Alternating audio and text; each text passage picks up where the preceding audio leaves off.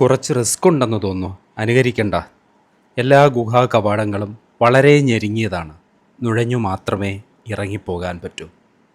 ശ്രീനാരായണ ഗുരു 5 വർഷം തപസ്സിരുന്ന പിള്ളത്തടം എന്ന ഗുഹ തേടിയുള്ള യാത്രയാണ്. റിസ്ക് എന്ന് അറിഞ്ഞുകൊണ്ട് തന്നെയാണ് യാത്ര ആരംഭിച്ചതും. പോയിട്ട് തിരികെയും വന്നു. എങ്ങനെ ഉണ്ടായിരുന്നു മേളില്? നല്ല പീസ്ഫുൾ ആയ സ്ഥലം തന്നെയല്ലേ? പക്ഷേ ഹെവി ട്രക്കിംഗ്. കുറച്ച് ഹെവി. ഇവിടെ പാട്ടൊക്കെ വെച്ചിട്ട് ഇതിന്റെ ബുദ്ധിമുട്ട് കുറയ്ക്കാൻ വേണ്ടിയിട്ടാണ്. അതെ. ഇത് മരുത്വാമല.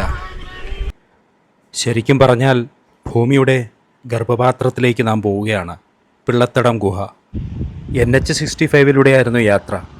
കന്യാകുമാരിക്കടുത്ത് എത്താറായപ്പോൾ ഇടതുവശത്ത് ആ വലിയ മല കണ്ടു. ദൂരെ നിന്ന് കാണുമ്പോൾ അത്ര വലിപ്പമില്ല. അവിടേക്ക് പോകുന്ന വഴിയിലാണ്. ഇടത്തേക്കും വലത്തേക്കും വഴി തിരിയാൽ ഒരാളോട് ചോദിക്കേണ്ടി വന്നു. ഈ തോട്ടിൻ്റെ കരയിലൂടെയാണ് നമുക്ക് മരുത്വാമല എന്ന വിശിഷ്ടമായ ആ മലയെ തേടി പോവേണ്ടത്.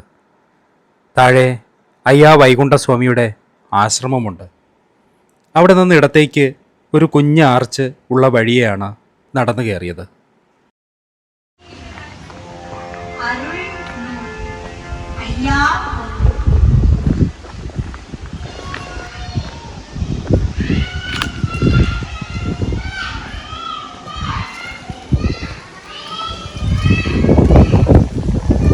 ഒരു അംഗൻവാടി പ്രവർത്തിക്കുന്നുണ്ട് അവിടെ.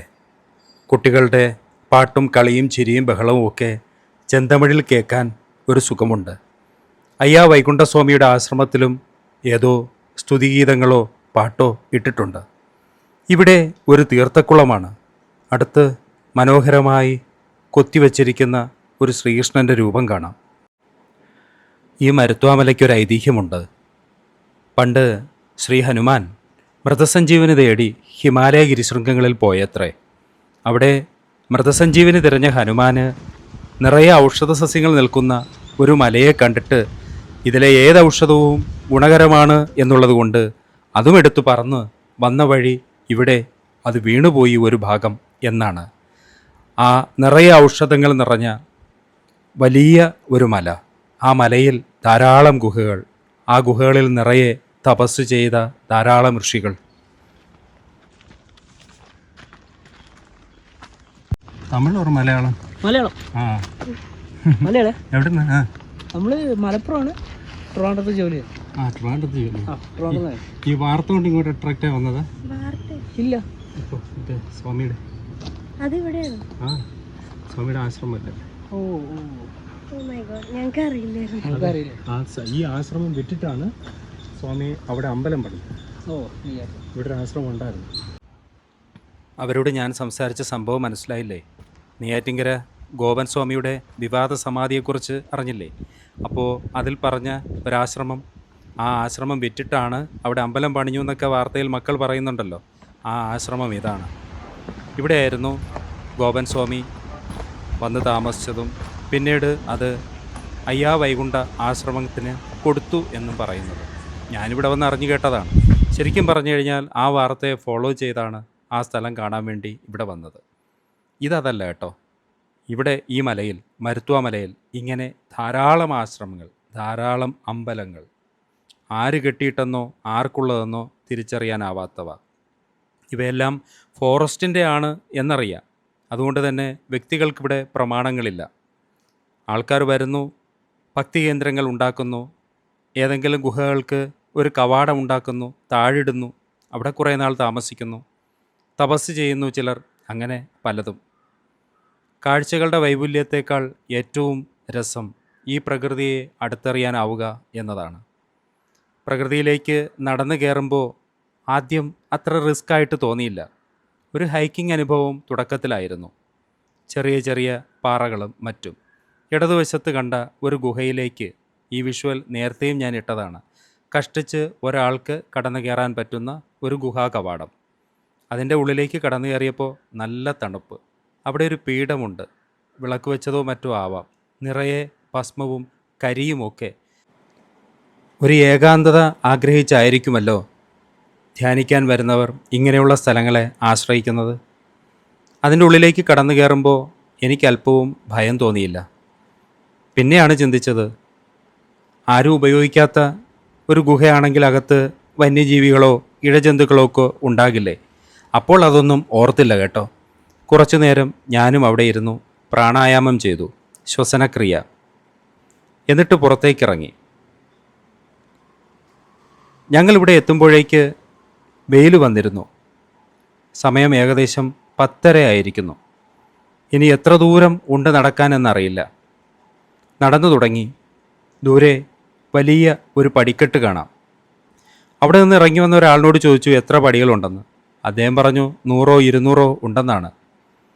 പടി പാറമേൽ കൊത്തിവെച്ചിരിക്കുന്നതാണ്. ആ പടി കയറി ചെന്നപ്പോൾ കണ്ട കാഴ്ച ഇതാണ്. പിന്നെയും ഉണ്ട് കേട്ടോ പടി കയറാൻ.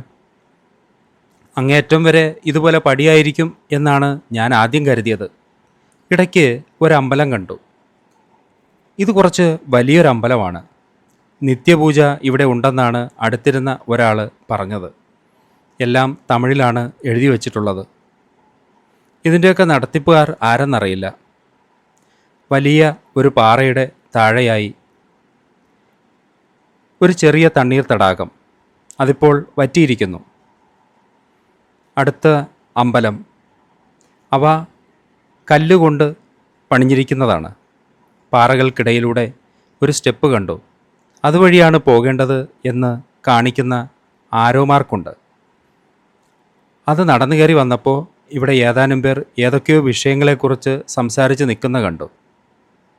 ഇടതുവശത്തായി മറ്റൊരു ഗുഹ. അതിന് മനുഷ്യനിർമ്മിതമായിട്ടുള്ള ചുവരും വാതിലുമൊക്കെ ഉണ്ട് കേട്ടോ. ചുവന്ന പെയിൻ്റ് അടിച്ചിരിക്കുന്നു. അവിടെ ഒരാൾ വിളക്ക് തേച്ച് നിന്ന് മറ്റൊരാളിനോട് കാര്യം പറയുന്നു. ഈ ചേട്ടനാണ് ഇവിടുത്തെ ആദ്യ കച്ചവടക്കാരൻ. അവിടെ വെള്ളവും നെല്ലിക്കയും സംഭാരവുമൊക്കെ കിട്ടും. ഇവിടെ നിന്ന് വാങ്ങിപ്പോയില്ലെങ്കിൽ പെട്ടുപോകും. ഒരാൾക്ക് മിനിമം 3 ബോട്ടിൽ വെള്ളം കരുതണം കേട്ടോ. ഞങ്ങൾ 1 ബോട്ടിലേ വാങ്ങിയുള്ളൂ. അതുപോലെ ഈ മല കയറേണ്ടത് വളരെ പുലർച്ചെയാണ് കേട്ടോ. നോക്കൂ, ആ ബോട്ടിൽ വെള്ളം ഒഴിച്ചാൽ ബാക്കി ഞാൻ എടുത്തോളാം. ഓ അത് ശരി, എടുത്തേ. ചേട്ടാ, ഈ ചേട്ടന്റെ ഷോപ്പ് മാത്രമേ ഇവിടെ ഉള്ളോ? പറയ്, വേറെ ഷോപ്പുണ്ടോ? ഇതുപോലെ വേറെ 8-3 ഉണ്ട്. മേളിലുണ്ടോ? ആ, ഇവിടെ ചേട്ടൻ സംഭാരം പിന്നെന്തൊക്കെയാ? പിന്നെ ഇത് ദിവസമുള്ള കട. ഇത് വിതുരയിലുള്ള ഒരാളിൻ്റെ ആശ്രമമാണ്. പുള്ളിയുടെ പേര് പ്രതാപൻ സ്വാമി എന്നാണ്. അവിടെ പേരെഴുതി വെച്ചിട്ടുണ്ട് കേട്ടോ. ഒരു വലിയ ആൽമരത്തിൻ്റെ താഴെയുള്ള ഒരു ഗുഹ. ഇന്ന് പ്രതാപൻ സ്വാമി ഇവിടെ കണ്ടില്ല, ഇവിടെ പോയിരിക്കുകയാണ്. കുറച്ചുകൂടെ മുകളിലേക്ക് നടന്നപ്പോൾ പിന്നെയും കണ്ടു മറ്റൊരു ആശ്രമം. ചുവന്ന പടിക്കെട്ടോടു കൂടിയ, അകത്തേക്ക് നടന്നു കയറാൻ കുറച്ച് ദൂരമുള്ള, പുറത്ത് ഗേറ്റും ഗ്രില്ലുമൊക്കെ ഉള്ള ഒരു വലിയ സെറ്റപ്പാണ് ആ ആശ്രമം. അവിടെ എന്താ സംഭവം എന്നറിയാൻ കുറച്ച് ഉള്ളിലേക്ക് പോയി. ആ ഗുഹാ കവാടത്തിൻ്റെ ഉള്ളിൽ നമുക്ക് കാണാം ഇരുട്ടത്ത് ഒരു സ്വാമി നിപ്പുണ്ട്. ഇനി ദുർവാസാവിനെ പോലെ ശപിച്ചാലോ? പെട്ടെന്ന് തിരിച്ചിറങ്ങി വന്നു. മേളറ്റം വരെ പോയോ? എങ്ങനെയുണ്ട്? എല്ലാ വർഷവും വരണതാ? അത് ശരി. എവിടെ നിന്ന് വരുന്നതാ? ശ്രീനാരായണ ഗുരു തപസ്സിരുന്നു എന്ന് പറയുന്ന, വൈകുണ്ഠസ്വാമി തപസ്സിരുന്നു എന്ന് പറയുന്ന പിള്ളത്തടം ഗുഹയിലേക്കാണ് പോകുന്നത്. നമ്മൾ നടക്കാൻ തുടങ്ങിയിട്ട് ഒരു 3/4 മണിക്കൂറെങ്കിലും ആയിട്ടുണ്ടാവും. അടുത്ത് പിന്നെയും ഒരു അമ്പലം. ഓരോ അമ്പലത്തിൻ്റെയും അടുത്ത് ഒരു തീർത്ഥക്കുളം. ഈ തീർത്ഥക്കുളത്തിലെ വെള്ളം വല്ലാതെ മെസ്സിയായി കിടക്കുകയാണ്, ധാരാളം പൊടിയും ആൽഗകളും കൊണ്ട്. ശുദ്ധജലമല്ല. അവിടെ പാറമേൽ കൊത്തിവെച്ചിട്ടുള്ള സ്റ്റെപ്പുകൾ കടന്ന് ആ അമ്പലത്തിൻ്റെ അടുത്തേക്ക് പോയി. ഏതോ ഒരു ശിവക്ഷേത്രം എന്നാണ് പറഞ്ഞു കേട്ടത്. അതിൻ്റെ മുകളിലായി ധ്യാനിക്കാനായി പിന്നെയും ഒരു സ്പേസ് ഉണ്ടാക്കിയിട്ടുണ്ട്. അവിടെ നല്ല കാറ്റുണ്ട്. ഈ ധ്യാന മണ്ഡപത്തിന് പോലും കവാടത്തിന് സൈസ് വളരെ കുറവാണ്. ഞെരുങ്ങി വേണം അകത്ത് കിടക്കാൻ. നിറയെ കുമ്മായം കൊണ്ട് പൂശിയിരിക്കുന്നു. എൻ്റെ ജീൻസിലും ഷർട്ടിലുമൊക്കെ ആയി കേട്ടോ അതിൻ്റെ വെള്ള. ഞാൻ അവിടെയും ഇരുന്നു കുറച്ചു നേരം പ്രാണായാമം ചെയ്തു, മെഡിറ്റേറ്റ് ചെയ്തു. കിട്ടുന്ന അവസരങ്ങളല്ലേ പ്രകൃതി അറിയാൻ. അങ്ങനെ ഒരു ശാന്തി ഒരു നിശ്ചലത, ഇതൊക്കെ അവിടെ ഇരുന്ന് മെഡിറ്റേറ്റ് ചെയ്തപ്പോൾ എനിക്കും തോന്നി കേട്ടോ. കുറച്ചു നേരം അങ്ങനെ സമയം സ്പെൻഡ് ചെയ്ത് പോകുന്നത് കൊണ്ടാവണം മുകളിലേക്ക് എത്താൻ വൈകുന്നുണ്ട്. ഇവിടെ നിന്നും ഉള്ള കാഴ്ച വളരെ മനോഹരമാണ്. കന്യാകുമാരി ഡിസ്ട്രിക്റ്റിൽ നിന്ന് ഈ മല കാണാൻ വന്നവരാണ് ഇവരൊക്കെ. ചില ആൾക്കാർ ഹൈക്കിങ്ങിനും ട്രക്കിങ്ങിനുമായി ഇവിടെ വരുന്നുണ്ട്. ചിലരുടെ ഉദ്ദേശം തീർത്ഥാടനമാണ്. നമുക്ക് ഈ മരുത്വാമലയെ അടുത്തറിയണം. വളരെ മുമ്പേയുള്ള ആഗ്രഹമായിരുന്നു. നെയ്യാറ്റിൻകര ഗോപൻ സ്വാമിയുടെ സമാധിയെ തുടർന്നുണ്ടായ വൻ വിവാദങ്ങളിൽ ഈ മരുത്വാമല ആവർത്തിക്കപ്പെട്ട ഒരു പേരായിരുന്നു. മലകയറ്റത്തിൻ്റെ റിസ്കി പാർട്ട് ആരംഭിക്കുന്നത് ഇവിടെയാണ് കേട്ടോ. പോയിട്ട് തിരുമ്പി വന്നതാ. മലയാളോ? കേരളത്തിൽ എവിടെ? രാവിലെ പോയതാ? ഞങ്ങൾ 9 മണിയായപ്പോ കയറിയതാ. അപ്പൊ ചൂടില്ലായിരുന്നു? അന്നേരം ചൂടില്ല, അന്നേരം വെയിലില്ലായിരുന്നു. ഇപ്പൊ വെയിലായി. എങ്ങനെ ഉണ്ടായിരുന്നു മലകയറ്റം കയറിയത്? കഷ്ടപ്പെട്ടു? കുഴപ്പമില്ല, എന്നാലും എത്തി. എന്തരെ പിള്ളത്തടം കണ്ടോ?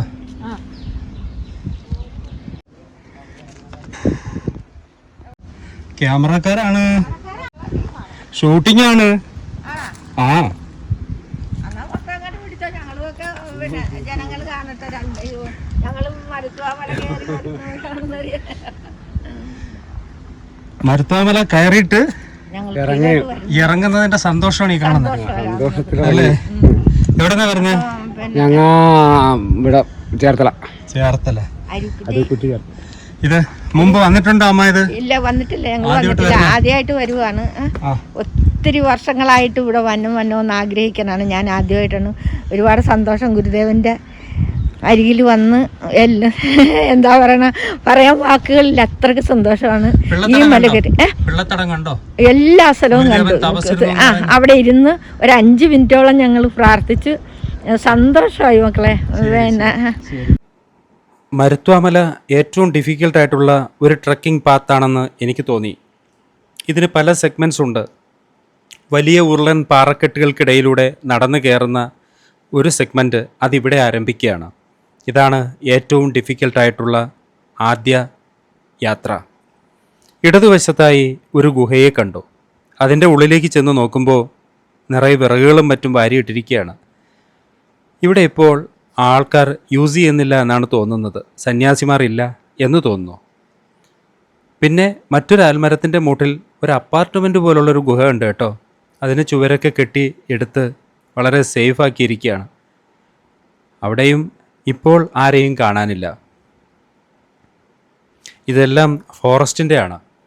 ഞാനൊരാളോട് ചോദിച്ചു, ഇതെങ്ങനെയാണ് ഇവരൊക്കെ പ്രത്യേകിച്ച് കെട്ടിടങ്ങളെ പോലെയൊക്കെ ആക്കിയെടുക്കുന്നതെന്ന്.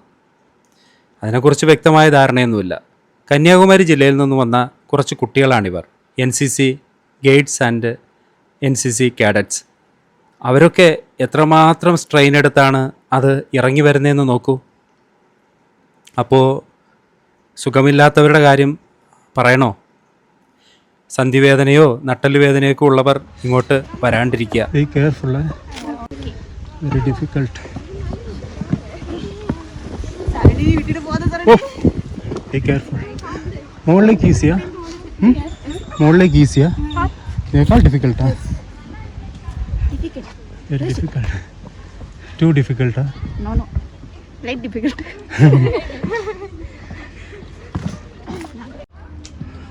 பார்த்து வருங்க.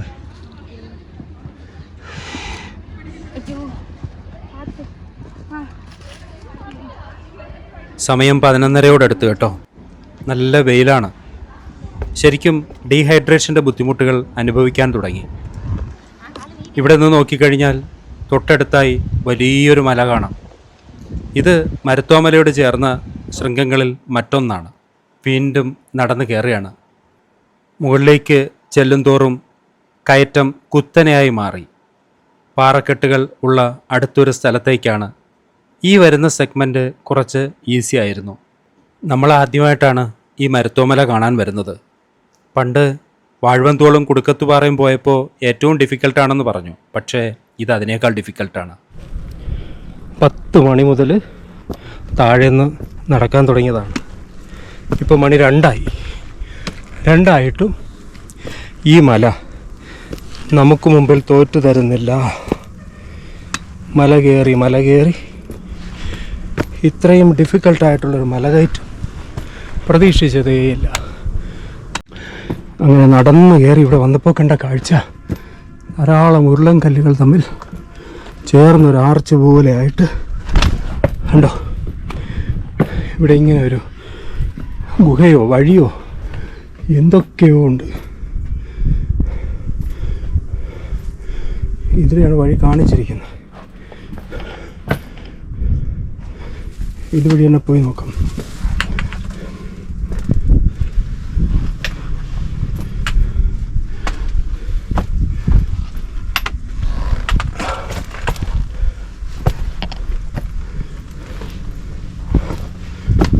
അങ്ങനെ നമ്മളിവിടെ വരെ എത്തി.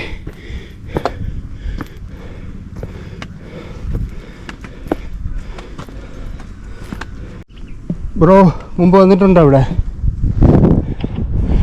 മുൻപ് വന്നിട്ടുണ്ടോ? അറിയില്ലല്ലേ? ഇത്രയും പ്രതീക്ഷിച്ചാ? ഇത്രയും ഡിഫിക്കൽട്ടാണെന്ന് തെരഞ്ഞു വന്നതാ? അത് തെരിയാമ വന്നതാ? തെരിയാമ.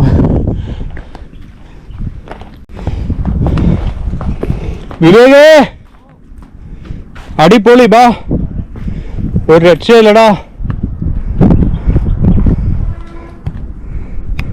ഇതുപോലുള്ള ഒരു സ്ഥലത്തുകൂടി പിന്നെയും നമ്മൾ നടക്കുകയാണ് പിള്ളത്തടം തേടി.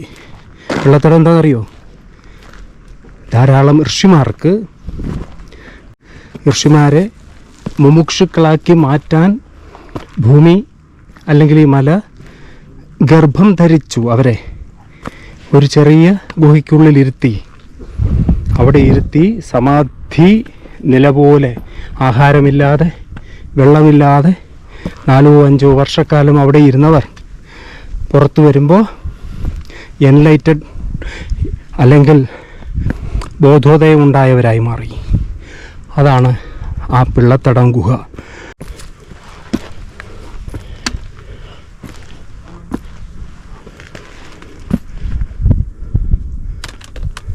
ഈ വീഡിയോ വലിച്ചു നീട്ടുന്നതായി തോന്നണ്ട കേട്ടോ. മരുത്വാമല ഫുൾ ഫൂട്ടേജ് ഏകദേശം 2-2.5 മണിക്കൂറുണ്ടായിരുന്നു.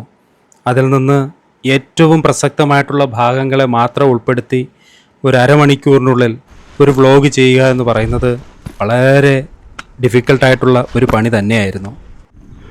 സമനിലം കഴിഞ്ഞ് ഈ മല കയറി നാഷണൽ ഹൈവേ 65 പോകുമ്പോൾ ഈ കാണുന്ന മല വളരെ ചെറുതാണ്, ഒരു കുന്നുപോലെ തോന്നും. പക്ഷേ നടന്നു കയറാൻ വീഡിയോ ഷൂട്ട് ചെയ്തും കുറച്ച് റെസ്റ്റ് ചെയ്തും ഒക്കെ നടന്നു കയറാൻ 10 മണി മുതൽ 2:15 വരെ വേണ്ടി വന്നു. ഇവിടെ ആ ബോർഡ് കണ്ടപ്പോൾ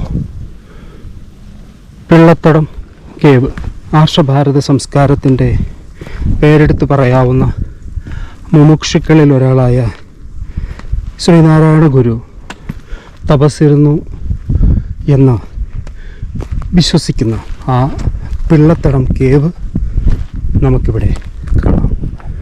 ഇതിൻ്റെ മേളിലായിട്ട് ആഞ്ജനേയർ ടെമ്പിളുണ്ട്. ഇതാണ് പിള്ളത്തടം കേവ്.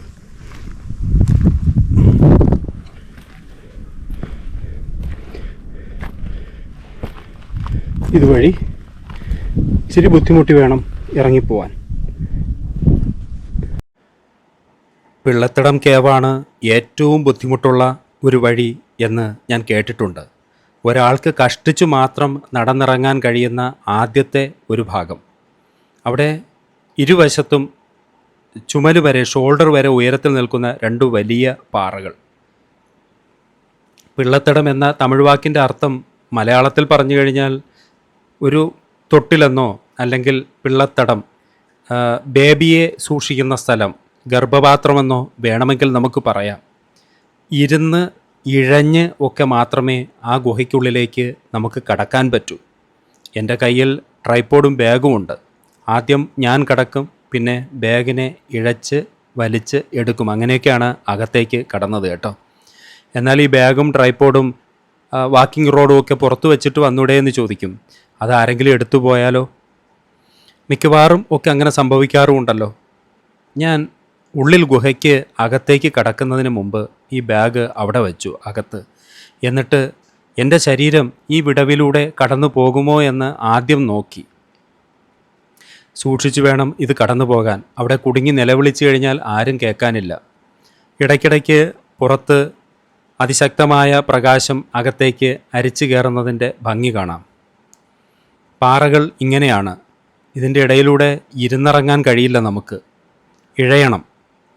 നമ്മുടെ ഡ്രസ്സ് അങ്ങനെയുള്ളതാണെങ്കിൽ മാത്രമേ, ജീൻസ് പോലുള്ള ഏതെങ്കിലും റഫായിട്ടുള്ള ഡ്രസ്സ് ഇട്ട് വേണം ഈ പിള്ളത്തടം കേവ് കാണാൻ വരാൻ. നിറയെ പൊടിയുണ്ട്, മണ്ണാണ്.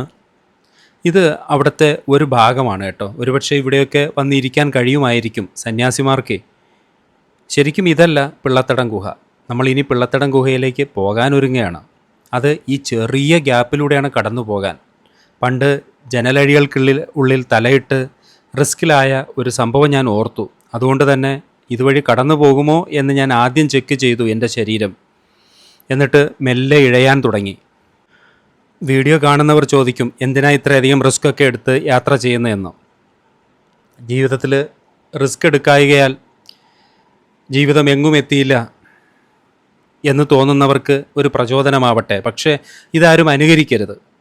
കാരണം അനുകരിക്കാൻ ഞാൻ പറയില്ല. നല്ല ഡിഫിക്കൽട്ടായിട്ടുള്ള ഒരു ടാർജറ്റ് തന്നെയാണ് പിള്ളത്തടം കേവിലേക്ക് ഇറങ്ങിച്ചെല്ലുക എന്നത്. ആ കാണുന്നതാണ് പിള്ളത്തടം കേവ്. ഒരു ഗുഹയുണ്ട്. ഇപ്പോൾ പിന്നെ ഈ 4 ചുവരൊക്കെ കെട്ടിയെടുത്തിരിക്കുന്ന സംവിധാനം ശ്രീനാരായണ ഗുരുവിനൊക്കെ ശേഷം ഏതോ സന്യാസിമാർ ചെയ്തതാവാം. ഇവിടെ ഒരു തിട്ടയുണ്ട്. ആ തിട്ടയിലിരിക്കാൻ നല്ല സുഖമാണ് കേട്ടോ. ഈ ഗുഹയ്ക്കുള്ളിൽ നല്ല തണുപ്പാണ്, കാറ്റും വരുന്നുണ്ട്. എൻ്റെ കയ്യിലൊരു ജപമാലയുണ്ട്. ബദരിയാശ്രമത്തിൽ നിന്ന് ശ്രീ ഗുരുചരണാനന്ദ തീർത്ഥ അമൃതസ്വരൂപാനന്ദ സ്വാമി തന്നതാണ്. ഞാൻ അവിടെ ഇരുന്ന് ആ മാല വെച്ച് ജപിച്ചു. മെഡിറ്റേഷൻ്റെ ഒരു സുഖം, ഏകാന്തതയുടെ ഒരു നിർവൃതി ഒക്കെ അനുഭവിക്കാൻ പറ്റി ആ ഗുഹയ്ക്കുള്ളിൽ ഇങ്ങനെ ഇരിക്കുമ്പോൾ. പ്രകൃതി ഒളിപ്പിക്കുന്ന ചില രഹസ്യങ്ങൾ മുത്തുകളാണ്, അമൂല്യങ്ങളാണ്. അത് നമുക്ക് ആസ്വദിക്കാൻ കഴിഞ്ഞാൽ ഭാഗ്യമാണ്.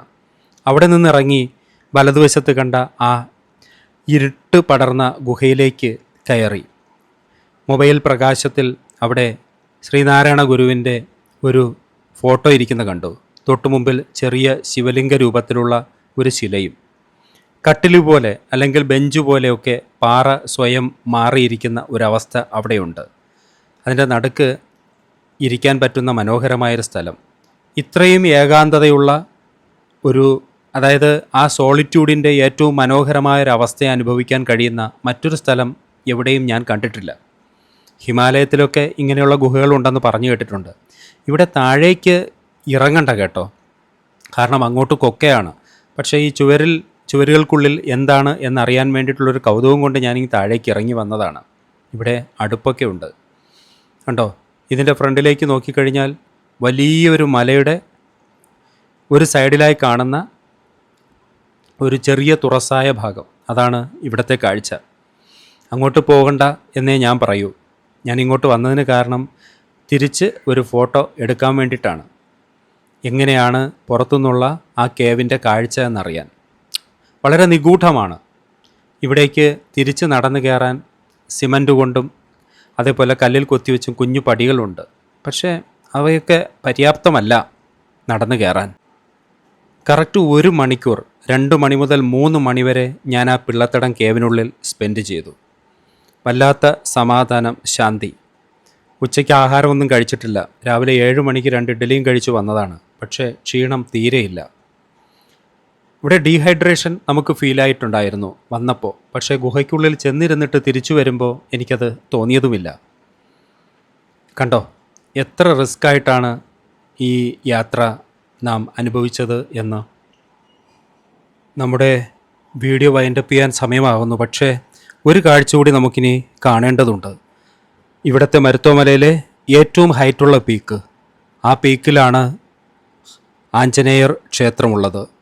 മരുത്വാമലയുടെ വൈശിഷ്ട്യത്തെക്കുറിച്ച് നാം സംസാരിക്കുമ്പോൾ മൃതസഞ്ജീവനി തേടിപ്പോയ ഹനുമത് സ്വാമി, മൃതസഞ്ജീവനി എന്ന വാക്ക് തന്നെ അറിയാമല്ലോ അല്ലേ, മരണത്തെ ജയിക്കുന്ന ഒന്ന്. നമുക്ക് ആ അമ്പലം ഒന്ന് കാണാൻ പോകാം. അതുകൂടി കണ്ടിട്ട് വീഡിയോ വൈൻഡപ്പ് ചെയ്യാം. ഇവിടെ നോക്കൂ, ഈ പുണ്യസങ്കേതം, ഇതിനു ചുറ്റും ധാരാളം പേപ്പർ ചുരുളുകൾ കാണാം. ഹനുമത് ചാലിസ പ്രാർത്ഥനയായി എഴുതി തൂക്കിയിട്ടിരിക്കുകയാണ്. ഇവിടുത്തെ പൂജ എന്നാണ്, എന്തൊക്കെയാണ്, അതിൻ്റെ കാര്യങ്ങളൊന്നും അറിയില്ല കേട്ടോ. എന്തായാലും യാത്രയുടെ സൗഭാഗ്യങ്ങളെ തേടി ഇനിയും നമുക്ക് പോകണം. ഇതുവരെ കൂടെ വന്ന എല്ലാവർക്കും നന്ദി. സാഫ്രോൺ.